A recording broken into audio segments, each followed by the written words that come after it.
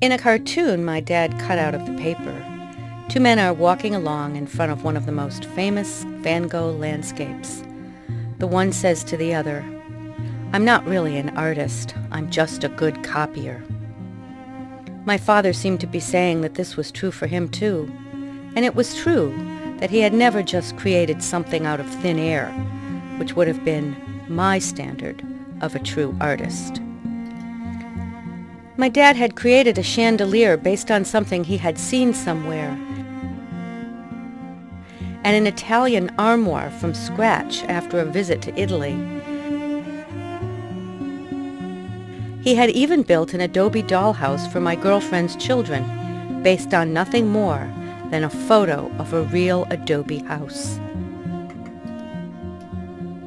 He took up sculpting in his 70s. I know now that he had always had a burning desire to do this, but just never had the time. In his retirement, he started going to classes, setting up a studio in his garage, and producing some 30 pieces in 12 years.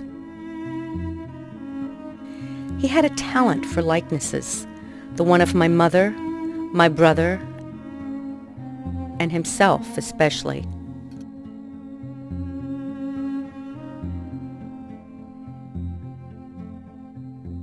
I don't know why I held to the notion that he was only copying. I don't think I ever unconditionally acknowledged his artist identity. I was probably too busy holding fast to my own. I certainly had my favorites, though, and saw how most of them seemed to be saying yes to life in ways that I never could.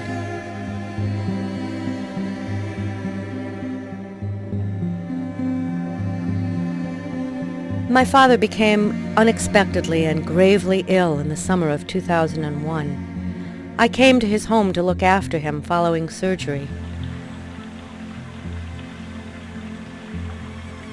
"You know," he said as he gazed out over the tended potted plants, in addition to all the rest of his handiwork,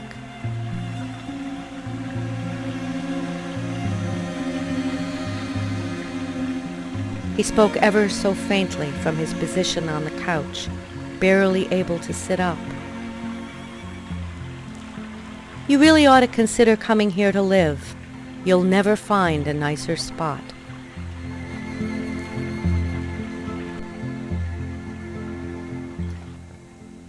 At the time, I couldn't think of anything to say, except that I had no idea what I would do. I couldn't fathom that he was really going to leave, let alone all the decisions I would have to make as a result. On the day that he died, I found myself looking out at the garden as if for the first time. I felt the immensity of my loss and the immensity of his gift, and a sudden awareness, too, of the passion of the man.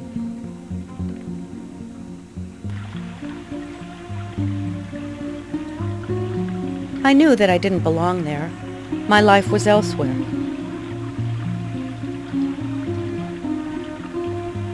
But here I am, still under the spell.